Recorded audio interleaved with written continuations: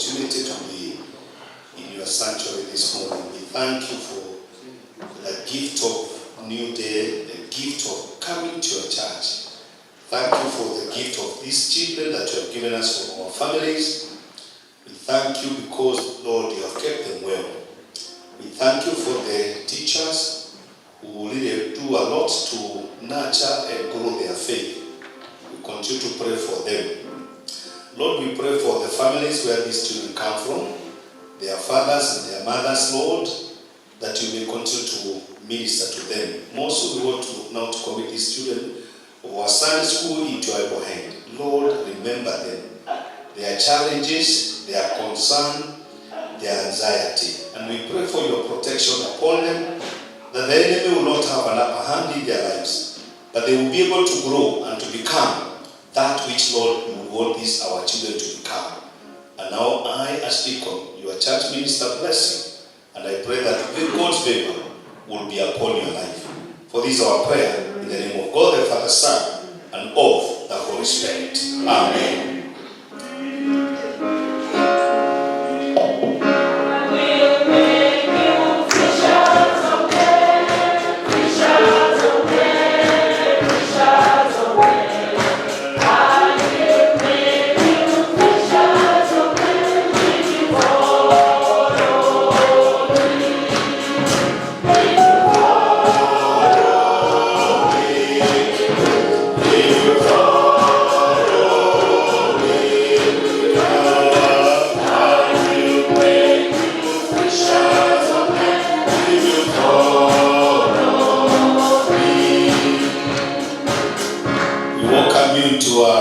This morning, feel most welcomed and feel to be at the presence of the Lord. The Lord be with you. The earth is the Lord and all that is in it.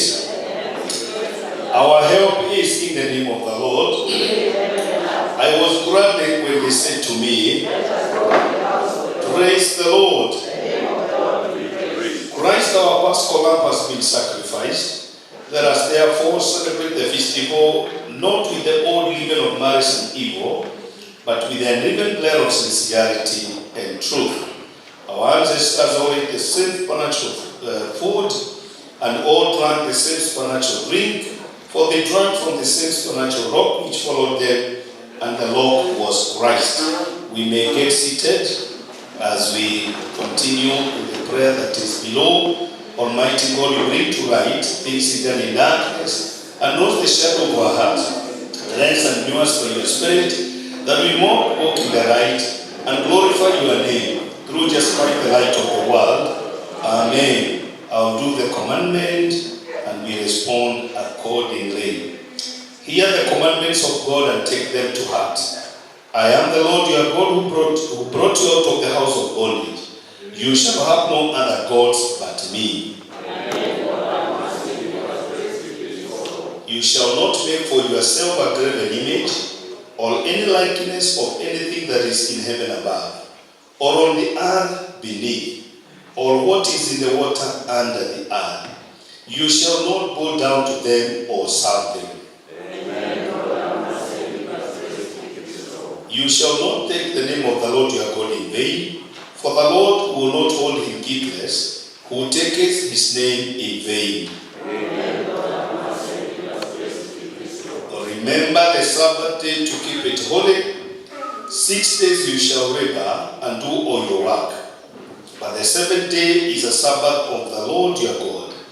In it you shall not do any work, you or your son, or your maidservant, or your cattle, or the sojourner who is within your gates. For in 6 days the Lord made heaven and earth, the sea and all that is in them, and rested the seventh day.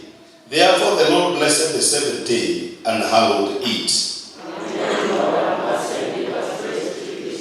Honor your father and your mother, that your days may be long in the land which the Lord your God gives you. You shall not kill. You shall not commit adultery. You shall not steal. You shall not bear false witness against your neighbor. You shall not covet your neighbor's house. You shall not covet your neighbor's wife, or his manservant, or his maidservant, or his ox, or his ass, or anything that is your neighbor's. Let us all stand to glorify the Lord. Glory to the Father, glory to the Spirit. Be glorified at home. Be glorified in Kenya. Be glorified on earth. Glory to the Father. Glory to the Spirit. The prayer appointed for today. Today is the 7th Sunday, 17th Sunday after Trinity. Almighty Father, we often hurt your love through our disobedience and by failing to love others as we ought to. But we thank you for your enduring love and care towards us. Help us, Lord, to keep our focus fixed on Jesus, that we may seriously love and serve him with all that we are and all that we have, to the glory and honor, in the name of God the Father, the Son, and the Holy Spirit. Amen. May be seated for the epistle reading.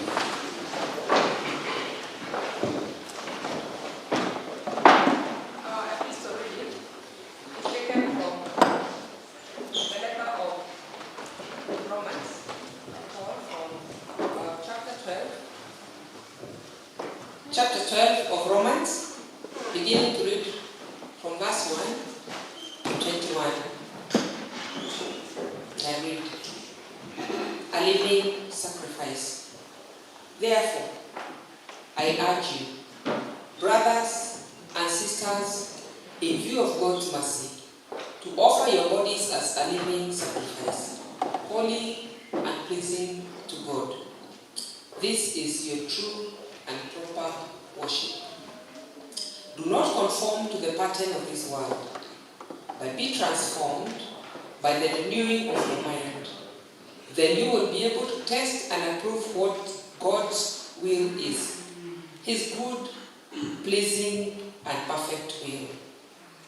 For by the grace given me, I say to every one of you, do not think of yourself more highly than you ought, but rather think of yourself with sober judgment, in accordance with the faith God has distributed to each one of you. For just as each of us has one body, with many members, and these members do not all have the same function, so in Christ we, though many, form one body, and each member belongs to all the others. We have different gifts, according to the grace given to each of us. If your gift is prophesying, then prophesy according to your faith. If it is serving, then serve. If it is teaching, then teach. If it is to encourage, then give encouragement. If it is giving, then give generously. If it is to lead, do it diligently. If it is to show mercy, do it justly. Love must be sincere. Hate what is evil. Cling to what is good. Be devoted to one another in love. Honor one another above yourselves. Never be lacking in zeal, but keep your spiritual fervor, serving the Lord. Be joyful in hope, patient in affliction, faithful in prayer. Share with the Lord's people who are in need. Practice hospitality. Bless those who persecute you. Bless, do not curse. Rejoice with those who rejoice. Mourn with those who mourn. Live in harmony with one another. Do not be proud, but be willing to associate with people of low position. Do not be conceited. Do not repay anyone evil for evil. Be careful to do what is right in the eyes of everyone. If it it is possible, as far as it depends on you, live at peace with everyone. Do not take revenge, my dear friends, but leave room for God's wrath, for it is written, "It is mine to avenge, I will repay," says the Lord. On the contrary, if your enemy is hungry, feed him. If he is thirsty, give him something to drink. In doing this, you will heap burning coals on his head.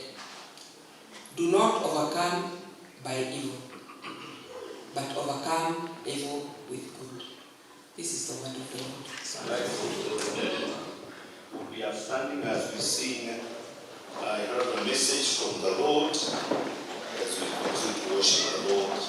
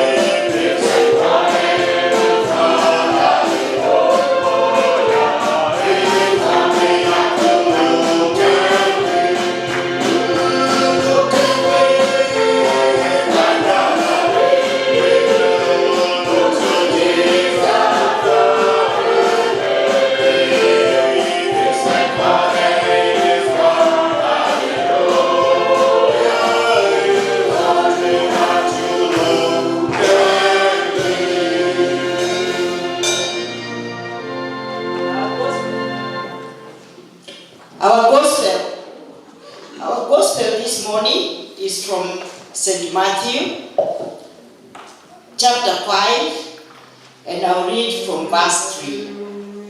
From verse 43, you heard that it was said, love your neighbor and hate your enemy. But I tell you, love your enemies and pray for those who persecute you, that you may be sons of your Father in heaven.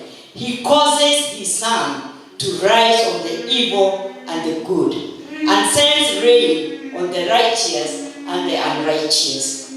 If you love those who love you, what reward will you get? Are not even the tax collectors doing that?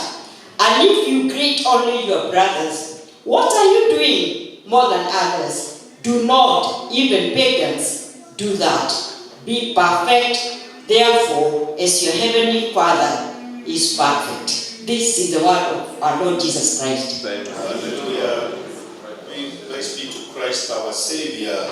As we are standing, we look at the cross. We stand with Christians throughout the century and throughout the world today to affirm our faith in the words of the Nicene Creed. We believe in one God, the Father Almighty, maker of heaven and earth, who bore the sin and unseen. We believe in one Lord Jesus Christ, the only Son of God, eternally begotten of the Father, God from God, right from right, true God from true God, begotten not made, of one being with the Father. Three more things were made for us and for our salvation. He came down from heaven by the power of the Holy Spirit. He became incarnate of the Virgin Mary and was made man. For our sake he was crucified and appointed as Pilate. He suffered, died, and was buried. On the third day he rose again. In accordance with the Scriptures, he ascended into heaven and to the Father. He will come again in glory to judge the living and the dead, and his kingdom will have no end. We believe in the Holy Spirit, the Lord, the giver of life, who proceeds from the Father and the Son. With the Father and the Son is worshipped and glorified. He has spoken with the prophets. We believe in one holy Catholic and Apostle Church. We acknowledge our baptism for the forgiveness of sins. We look for the resurrection of the dead and the life of the world to come. Amen. We may take our seats. We go now for the litany. May the bishops and the leaders of our church have wisdom and speak with one voice. Amen. May the leaders of our country rule with righteousness. Amen. May justice be our shield and defender. Amen. May the country have peace and the people be blessed. Amen. May the flocks and the herds prosper and the fish abound in our lakes. May the fields be fertile and the harvest plentiful. Amen. May we and our enemies turn towards peace. Amen. May the love of the Father touch the lonely, the bereaved, and the suffering. Amen. May the path of the world be swept of all dangers. Amen. Praise the Lord this morning. Bwana Yesu asifiwe. We'll invite the choir for a presentation.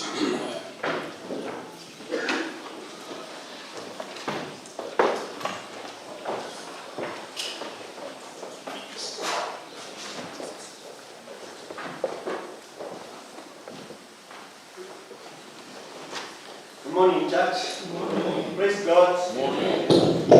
This song is in tribute to the person who adopted this version, a lay canon in the Anglican Church, and a great Anglican and Kenyan musician. So may we be blessed together as he went to be with the Lord. So let's remember him in this tribute.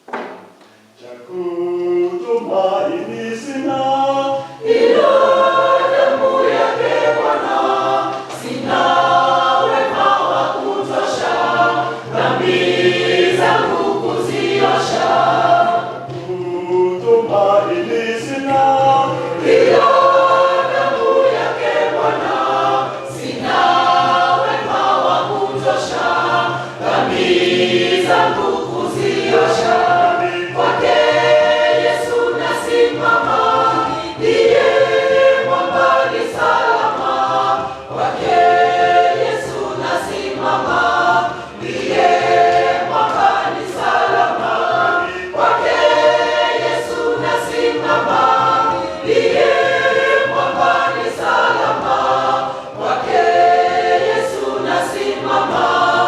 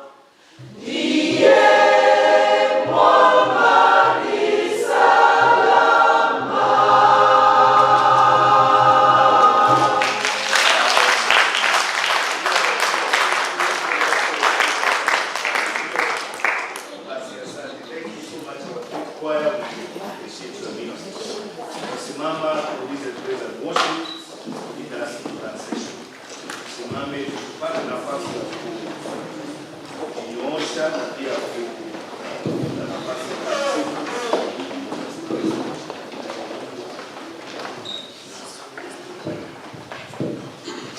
Praise God. Amen. Hallelujah. Amen. Salimia jirani yako, mkaribishe tunapoenda kumsifu Bwana.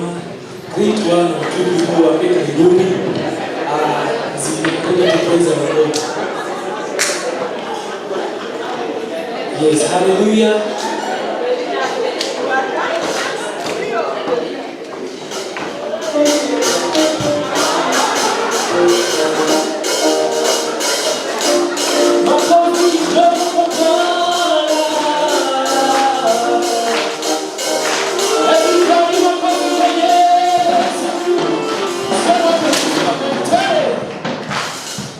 Everybody,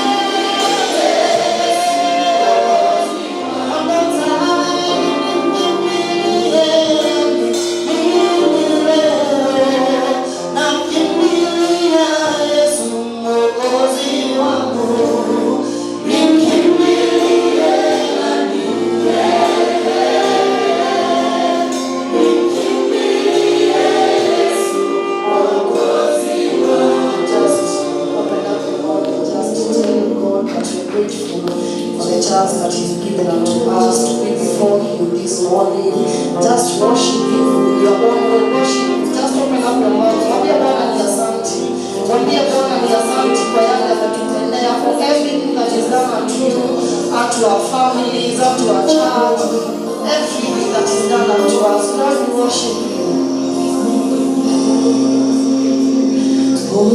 Mungu mbinguni asikia maombi yetu.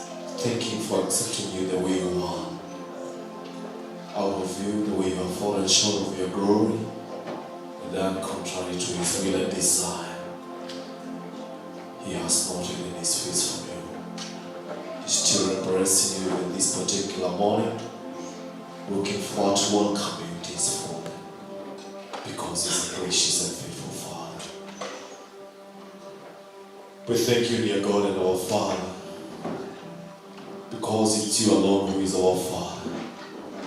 Thank you because you don't see us the way we do our things. Thank you, Lord, because you always allow your grace to be sufficient upon each one of us. And that is why the privilege we have to be before your presence, we don't want to take it for granted, but we humbly commit ourselves unto you, praying for sanctification, praying for cleansing, and praying for the Lord from you, Lord, that the power of the blood of Jesus Christ, that it may wash us, O dear Lord, and make us presentable before you, King of glory. Lord, do not hide your face from us, O God, but just listen to us this morning as we bring our forward thanks unto you, because you have not deserted us, O God. Neither you have not forgotten us, O King of glory. Neither, Jehovah God, you have not disowned us, King of glory. But you have given us an opportunity to be before your presence and continue to enjoy the goodness that you have preserved for us, our God and our Father. Our Lord, we lift up our hearts unto you as our offering this morning, that the Lord, you may be able to accept it the way we are, O King of glory. We have come in your presence with different desires, O God, with different expectations, O our Father. That, Lord, before even we mention them before you, you always know the desires from the deep of our hearts. Lord, we pray that the Heavenly Father, you shall continue to allow us to experience your grace and also to experience your love prevailing upon each one of us. That the Lord we may be able to continue to give your glory, O Father, for our desires to receive the blessings that come from you, King of glory.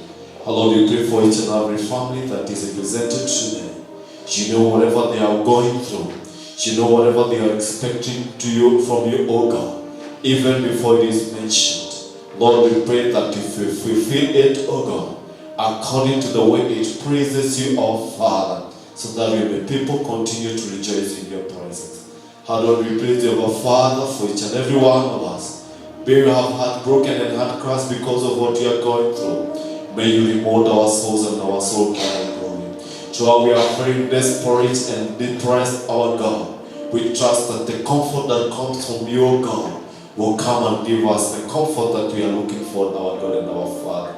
Even while we are very desolate, our God, we pray that you're going to allow us to experience your peace, O God of glory. May you allow us, King of glory, to continue to be in your presence, even while we are feeling very low and very down, that the Lord, you're going to strengthen us. May you fill us with your power, O God. May you lift up our hearts that have sunken, our God and our Father, that we may be able to carry on, King of glory.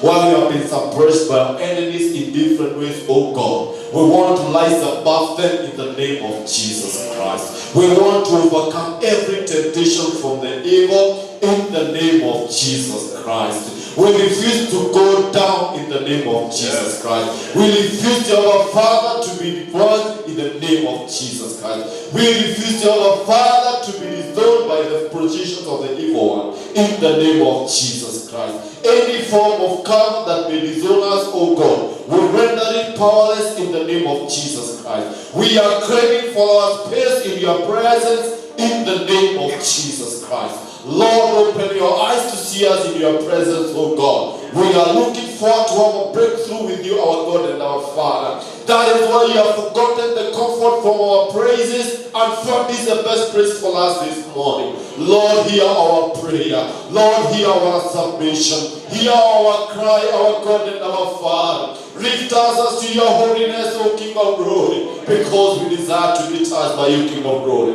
May you heal our souls. May you heal our souls, O God. May you strengthen us, O God. May you give us a new beginning, our God and our Father, because we want to see you in every undertaking, King of glory. And now, our God and our Father, we want to thank you because you have heard our prayers. As we carry on, dear Lord, we want to commit our nation into your able hands, O God, including the present government. Whatever will is happening, O God, we may not be pleased with it, O Father, but it is not there without your knowledge, our God and our Father. May you help us as the people and the nation, O God, to pass this test in your holiness, O God. And Lord, we pray to our Father, if we offended you by taking our own provision, God, we pray to our Father, have mercy upon our nation. Have mercy upon our nation. And Lord, we trust in you, our Father, that come next time, our God and our Father, we shall look unto you, so that you may lead us, O God. We trust you're going to provide a David to us, who will lead us where you want us to be as a nation. Lord, we continue to praise our Father, that you may forgive us, our God and our Father, whenever we stood and misled your people as a church. God, we pray that Almighty, you may forgive us, our God and our Father. This time we are looking forward to listen to you, because, our God, we want to suffer anymore. But Lord, have mercy upon us as a nation and the current government, oh God. May we be losing focus, but God, we pray that the Lord will be able to intervene in your own special way. That the Lord, our country shall flourish and our country shall prosper. Because in your presence, you shall be able to go with us, our God. That is our prayer, our God and our Father. And to all those who have entrusted your church, of God, which you purchased by the power of the blood of your Son, Jesus Christ. Remember, whenever people are gathered this morning, to praise and to exalt you, our Lord Almighty. May you hear them wherever they are. We want to remember all the servants you have called for this noble responsibility. Beginning the Archbishop of the province of Kenya, Right Reverend Archbishop Joseph Chonoresapi, and the rest who have together with him, and all the diocesan bishops, without forgetting our Bishop, Right Reverend Karen Charles, and all other staff who under him, including our Archdeacon Venerable Francis, and in particular the administration of this church. God Almighty, we humbly submit ourselves unto you, that Lord, you may shed us your light, and will let us be the glory of Father, that we may do according to what you want us to do. And to all our Christians, we speak a word of God, pressing upon them, that the Lord may continue to experience your blessings following you wherever they are, O King of glory. And our God and our Father, we lift up our hearts unto you as a church, King of glory. Lord, you have heard a lot of messages, our God and our Father. But now, our God and our Father, we lift up our hearts unto you, and even our eyes, that the Lord, you may address us in every situation that we are. Lord, we want to be addressed by you. That is our submission this morning. As we look forward, King of glory, to acquire a settled mind to do good. Lord Almighty, we are to be addressed by you, God. We have heard a lot from people. We have heard from our own Jehovah Father. But we want you to address us, God of glory. But the time we shall conclude these service, we shall give you the glory and honor, for you shall have spoken to us. For this is our humble submission. In the name of God the Father, the Son, and the Holy Spirit. Amen.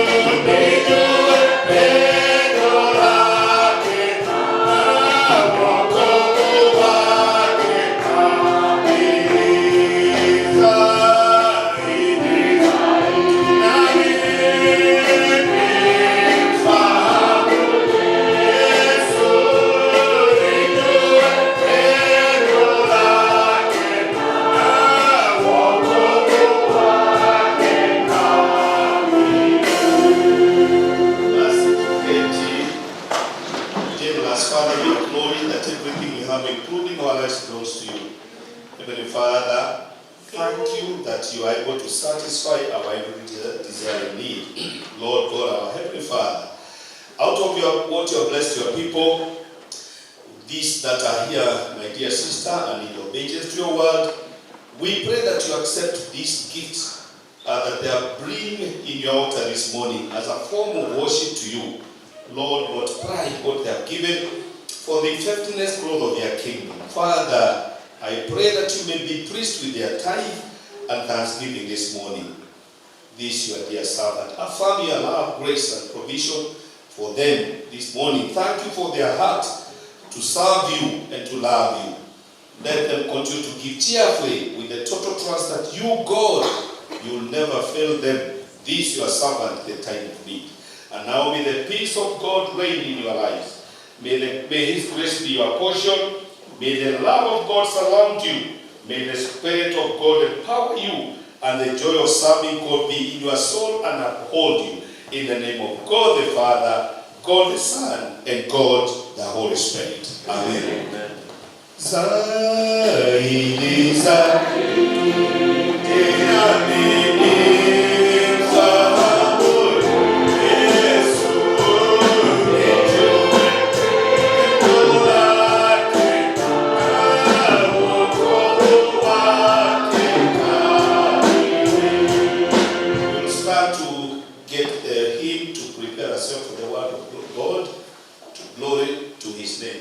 standing as we welcome the word of God.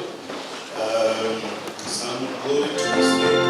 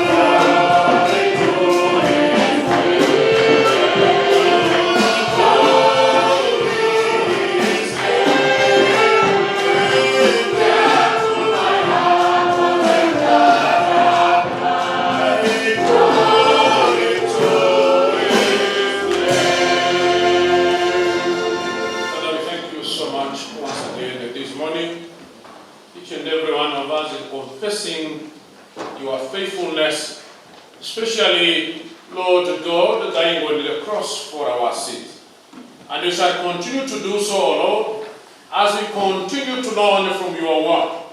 And we shall continue to speak about it, O King of glory, that many will come into the fold. This morning we pray that you continue to teach us through your word, that we shall continue to acquire a renewed mind, a settled mind that will enable us to do what is good and pleasing to you. Speak to us, O Lord, at this hour, for this is our prayer in Jesus' name. Amen. Please be seated. Good morning and praise the Lord. Amen. I'm going to pray the name of the living God. Amen. We thank God for another opportunity that has given unto us to be together this morning, that we may encourage each other and share, as well as partake of the Eucharist. Acquiring still the theme of the month of September, acquiring a settled mind to do what is good. I want us to remind ourselves again and yet again the situation in Rome then, when Paul was writing. When you read Acts chapter 2 verse 10, you would realize that many founders of the church in Rome were Jewish and Christians, of course. And when you read Acts chapter 18 verse 2, and some Roman historians, like Dio Cassius among others, they argue and they put it clear that in about 40 after the coming of Christ, Emperor Claudius, like of course another emperor, although they were not following each other, there is a Caligula who was in between the two, Emperor Tiberius, who was there before, expelled the Jewish community from Rome.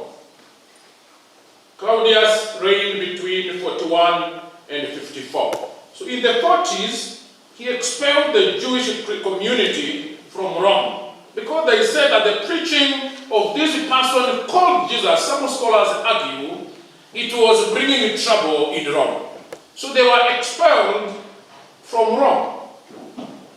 Meaning, therefore, that at that particular time, the church was left with the Gentile Christians at that particular time when they had been expelled. Until, of course, the death of Emperor Claudius in 54, when now his order was repealed, and then they came back. Because whoever had ordered that they be expelled was no more. That was the situation. Of course, you understand when people have gone away and they come back, and they are the founders, they have left, others who have joined them. Though both groups were Christians, there was not an easy situation.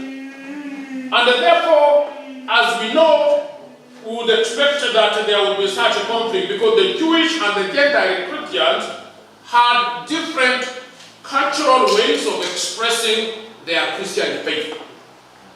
Just the way as we dance here, and maybe you go to the West, Bwana Edgar, maybe the way we express our Christian faith is different.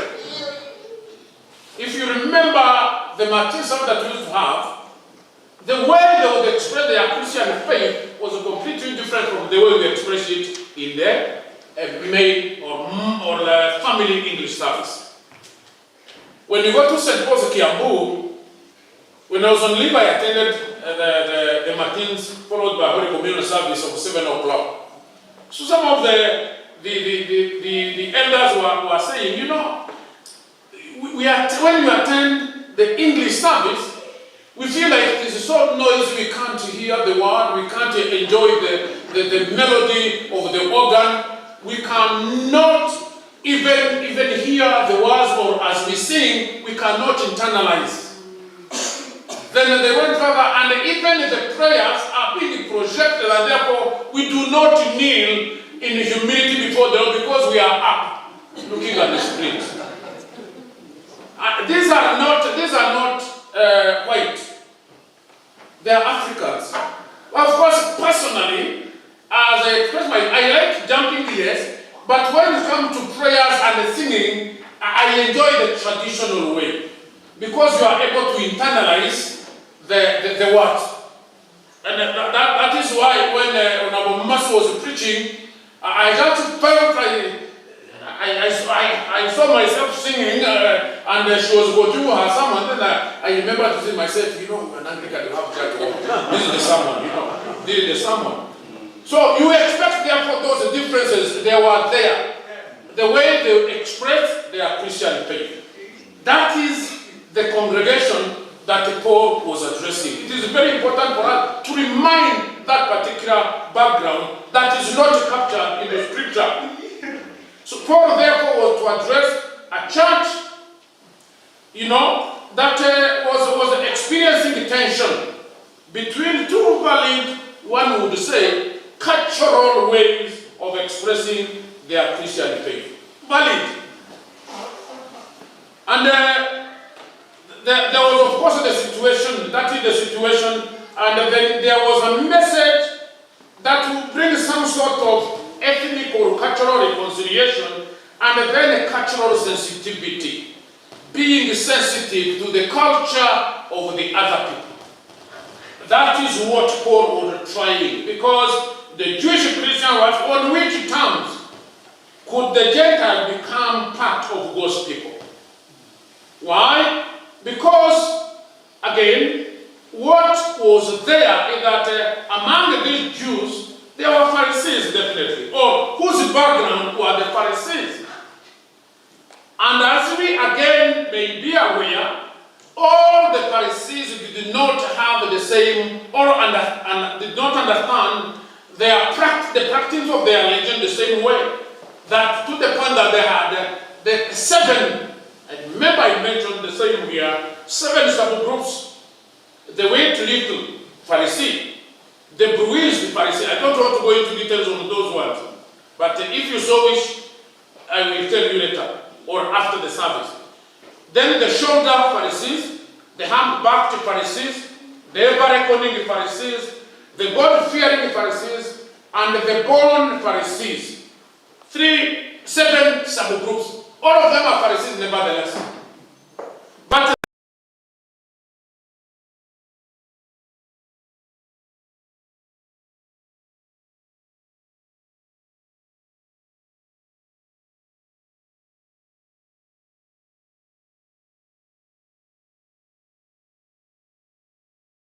I have done this or that. Remember, at some point, I don't know whether in some of the meetings, depending on the groups, that's what the mothers union, the choir did last Sunday. They do not announce what people are giving. Maybe they agree, the committee agreed that we not announce. But the others would say, and ours they come. Nimekuja na marafiki zangu kina Jen na wengine na akanika mzigo atawaambia tu vile marafiki zangu wameweza kunisaidia. Although they knew that you not to announce, but you who is the leading, they have put you in a position that you have to announce. Because atawaambia tu ni gani. Kwa sababu if you do not say, then the but the person and the people who have come have said, you will tell us. So there are people who want you to know, even when the rules and the regulations are put in place, are that we don't announce. There are those, therefore, the shoulder Pharisees. Then these ever-reckoning are the ones that I want to just allude to this text. The ever-reckoning Pharisees, the ones who would always write the good and the bad they have done. Put on a scale, if the bad are still, if the side of the bad is still up, it means that the good are still the ones that are many, right? You see the scale, how the scale balances? So, if it is that way, it's okay, you can continue to do bad. After all, it has not been balanced yet. The ever-reckoning Pharisees. Now, you see where Paul is coming from, making use of a way of their context, but telling them, overcome evil with good. Cling to what is good. That is where the message is pegged in this particular context under the theme as well. remember some years back, Mothers Union, ladies would say if you are not married in the church, you cannot be a member of the Mothers Union. Do you remember such times? Yes. You cannot be a member of Kama if you are not married in the church. Do you remember? And then, in the wisdom and being led by God, the 6th Mount Kenya South has now come with 3 orders, depending on your category. Of course, it might not have been easy, only that his episcopal authority gives him the power, to say, even though Professor Mombo is a single mother, I think so, but she anaingia, you can be a Mothers Union on the basis of his ecclesiastical authority. If you are not married, you are a single mother, like that Rosemary, you are allowed to be a lay leader. Amen. And it was not happening. You remember when it came to the consecration of bishops, women, even the ordination, Prof would say that which year were you supposed to be ordained? In one of our, when you went for interview, where is your husband? You have come alone. This is my friend, you can imagine. He said, okay, if ordination is picked on the husband, then I want to qualify. But Madam God will continue to serve God. But she's around now. She's not away. She has to be put on the program of this coming month. And that is, you see the situation therefore, that is similar to what Paul was addressing, expressing our faith in different ways, but the Christian faith. And therefore, Paul had to bring in that reconciliatory message. In the first 11 chapters, Paul had talked about God's mercy, his compassion to sinners, giving his son, only son, to die on the cross for us. Praise the Lord. Amen. God's compassion and God's mercy. That was doctrinal. That were justified by faith, not by works. But see, the Pharisees were not on together, and that's why he had to come in to reconcile these 2 groups. And the following 5 chapters are expressing the practical aspect of this doctrine that the believers have accepted. Our obligation to God, in view of what God has done. How, in other words, can we respond in a way that is pleasing to God? And this is what Paul is talking about from chapter 12 up to the end of the book, or the 5 chapters. This is what he's addressing. In the chapter that we are looking at, Paul starts with this practical discussion with exhortation. Therefore, I urge you, brethren. The teachers of English are here.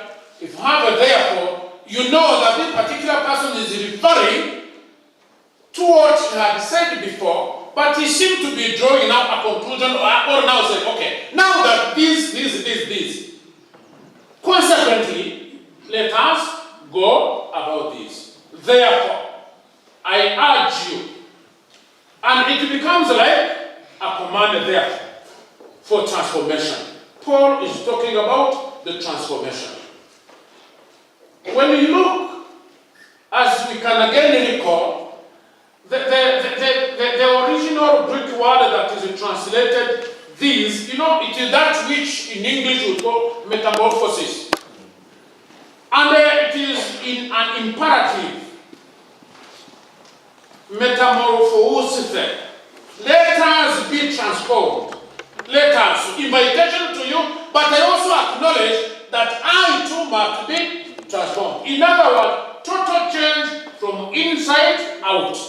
You know the metamorphosis, how it happens, isn't it? Total change from inside out. And that is the process that Paul was talking about. In other words, the key to this change, therefore, is the mind, because the mind is the control center of our attitude, of our thoughts, of our feelings, of our actions. The mind can only settle when it is transformed. Praise the Lord. The mind can only settle when it is transformed. Last Sunday, the chair lady of the choir, Mihaki Wamaravu, was telling us, you have seen how nowadays there is no Kikuyu choir, no English choir. We are the old sense choir. Although they would still be there in the two services, but we are the old sense choir. What does it imply? The change of mindset. Praise the name of the living God. Let us appreciate the members of the choir. The change of mindset. The change of mindset. So as our minds keep on being made new by the spiritual input which comes from the Word of God, from prayers, and of course a Christian fellowship, then our lifestyle as well will keep on being transformed. So the Word of God is very important. Prayers very important. Now sometimes choir would meet just for prayers, music director. Just for prayers. That will get an opportunity to just go before the Lord after the praise and worship. Fellowship, Christian fellowship. Maybe that is where we are lacking. Because sometimes cell groups call for fellowships, but you see that it's only maybe not even half of the members of that particular cell groups. But it is through that our lifestyles will keep on being transformed. And this chapter, Paul divides it into two. Verse 3 to 8, talking about the God's righteousness which was revealed in the previous 11 chapter that we talked about in our Christian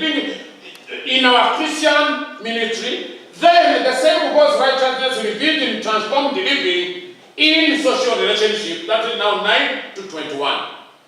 The two passages. And this is where we have been learning from all through from the beginning of this month. And this first part of it, 3 to 8 in Romans, it talks about how each and every one of us is valued and instrumental in God's vineyard. I love this and how Paul puts it, that each and every one of us is valued and instrumental in God's vineyard. Praise the Lord.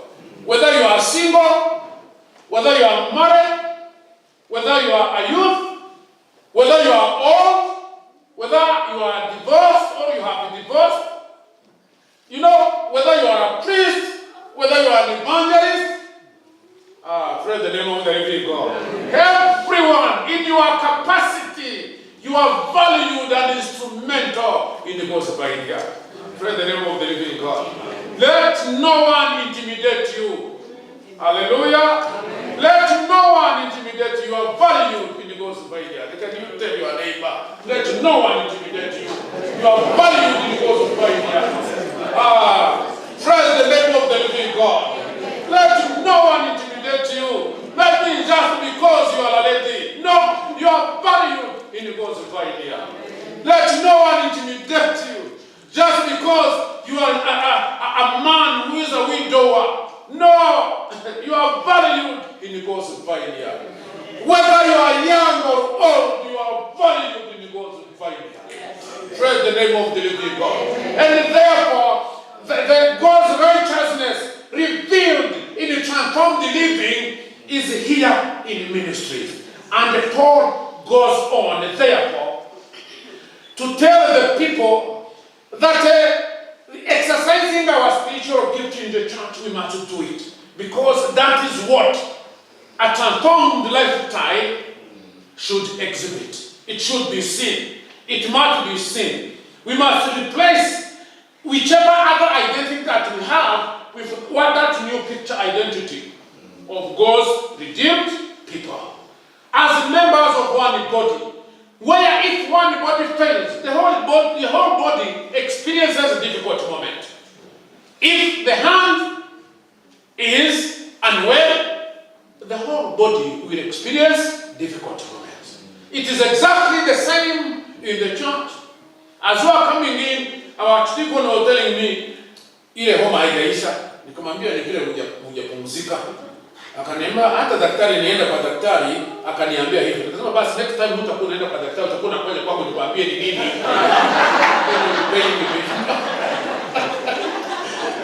Akataka kwa mwalimu. You know, because I already told him what the problem is. Sasa hapa ningepewa consultation fee. Only that, you know, so, mother they go show. When, for example, that is fatigue. And because of fatigue, the whole body feels it. It feels it. The hand may be having a problem, the whole body will feel it. And that is exactly the same scenario when it comes to us. And this, exercising this right has revealed transformation in our Christian ministry. You must play your role. And we must humble and recognize our partnership in the body of Christ, in the church. And when I do what God has called me to do, and you do yours, then we'll see that unity that Paul is talking about. Let me not go into details on that, how to use our gift effectively on that. Let me jump that and go to the second part. God's righteousness is also revealed in a social relationship. And this is very important to us. And this particular discussion that is from verse 9 up to 21, there are so many series of short exhortations or commands that Paul is bringing forth. He tried to relate our Christian relationship to other people as well, how we have to behave towards them, and whether saved or not. And the key ingredient for success, Paul says, is a sincere love. Praise the Lord. Sincere love. That is the key ingredient for success. And the love can definitely be expressed as it is with other spiritual gifts in relation to others. And that is why verse 9 he says, hate what is evil, cling to what is good.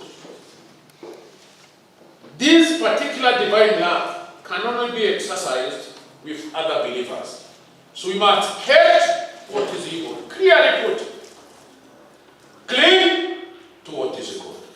Then he continues to observe, but he would come to this verse 9 when he concludes now where the theme came from. And he continued to talk about our personal attitude, which will make us more attractive to others. Now, the question would be, each and every one of us, when I was picking the robe to dress, I said, now that I will be standing in the pulpit, let me try to pick one that may be maybe the newest, so that I become at least attractive, that it combines with my complexion, and the people will be ready to listen as I bring the word of God. Praise the name of the living God. And when you are about to come to church, I'm sure you pick the best, and you ensure that you don't pick the one that you wore, you had on last Sunday. Less people may have noticed. And the some who are close to you will tell you, Prof. You know? Am I right? The truth be said. Meaning, praise the name of the living God. Meaning, therefore, that we want to be attractive, even in our old age. Praise the name of the living God. We want to continue to look attractive. Similarly, we have to be attractive as believers so that our message is accepted. And this is what Paul is saying. And the underlying word is one. How are we to be attractive? Love your enemy. Simple. The gospel that we read, Matthew chapter 44. You know? Chapter 5 verse 44. Love your enemy. Matthew 5:44.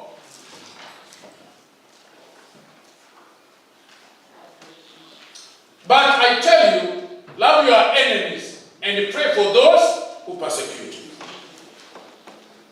Love your enemies.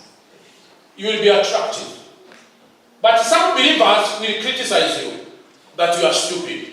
But be stupid, but attractive in the things of the Lord. Loving your enemies. And this is what Paul talks about. Verse 17, do no evil to anyone. Do no evil to anyone. 17. That's how you express love to your enemies. No evil. Simple. Can you help me tell your neighbor, let us do no evil to anyone? Let us do no evil? Simple. If you have done or you are doing evil to someone, please repent. Because you are not attractive. You are not attractive. Number 2, 17 BC is what Paul is talking about. Do what is right before everyone. Do what is right before everyone. Does it mean that we want to show off? No. But, as I shared on Wednesday with members of the midweek service, when you are doing what is right before everyone, even if someone else for one reason or the other would want to implicate you, people will say, "Aye, but not Mrs. Ikimani." Then another one comes, "I know. Mercy, no, not mercy." Then I know. You may have confused her with someone else. Maybe it is Jennifer or Mercy with other name, but not the one of our church. And if the case is taken, as Paul says in Romans chapter 8, if God is for us, who can be? In other words, all witnesses, this one that you are doing right before everyone, are brought, to give evidence against you as they enter. We thought it is another Jennifer, another Mercy. This one, no. What will happen to the case? It will be thrown out of court. These will be witnesses. Love your enemies. That way, if you do what is right before everyone, you will be attractive. Praise the Lord. Number 3, verse 18. Live at peace with everyone. In other words, promote harmony. Remember, the Gentile Christians were left when the Jewish Christians were expelled by Claudius.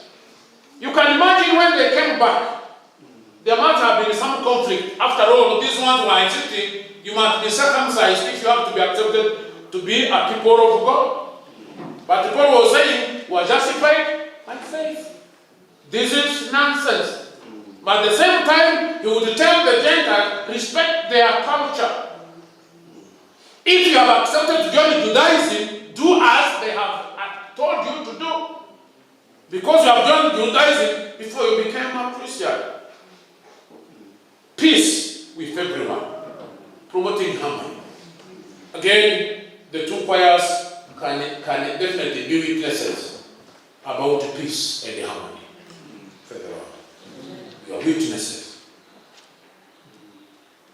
And truly you have shown us. Then lastly, beloved, when you go to verse 19, do not take revenge. When the Jewish Christians came back, the Gentile Christians would have mistreated them. But Paul was telling them, no revenge. Let this conflict end because you all belong to the same fold. You have chosen to follow Jesus Christ and you have accepted him, you have been justified by faith, what I had talked about in the previous 11 chapters. So therefore, we have to respond to evil with Christian love. Do not take revenge, and God promises that he will avenge his people. And look at how Paul puts again as he talks about love, saying, well, if he is hungry, give him your enemy. Give him something to eat. If he is thirsty, give him something to drink. Then, the verse 21, in the conclusion, therefore, is that you will become an overcomer by having done all this. Then he goes back to verse 9. Hate what is evil, cling to what is good. Praise Jesus Christ. Amen. Again, help me tell your neighbor. Hate what is evil and then cling to what is good. Cling to what is good. Think about what might have been happening in your life or where you are. If an assessment or stock taking can happen now, where would you find yourself? Have you been attractive and therefore bringing others into the fold? Or we have been stumbling blocks? Because at some point we may have been overcome by evil, rather than us overcoming evil with good. What is it that you want God to change in your life? That you are able to cling, always cling to what is good. Purpose to cling to what is good. Shall we pray?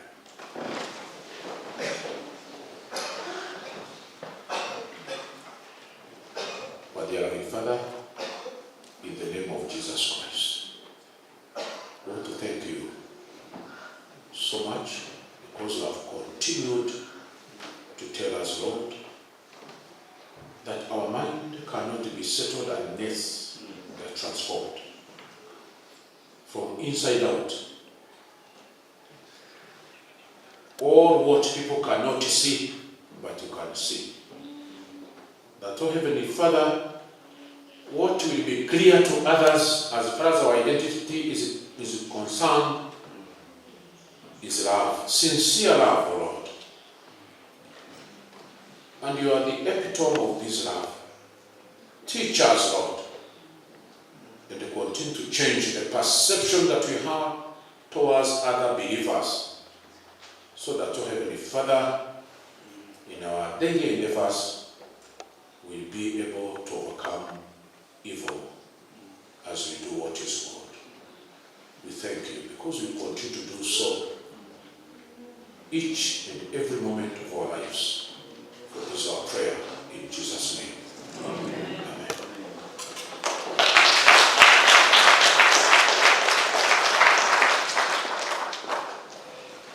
You know what, Gambo, to thank you for if you have concluded the month of September. I appreciate the word of God.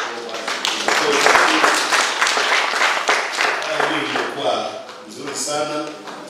Thank you very very much. Bwana mtu ambaye anaelewa mambo vizuri sana. As all saints, we are truly blessed. Where else can you hear such preaching? Anybody can tell me where else? Nowhere else. I think that was a great message coming from our very own Reverend Campbell. Thank you very much. In order to worship God with our giving, because it's also worshiping God with our giving, we will stand and we prepare ourselves for a very special service of Holy Communion. There is a fountain.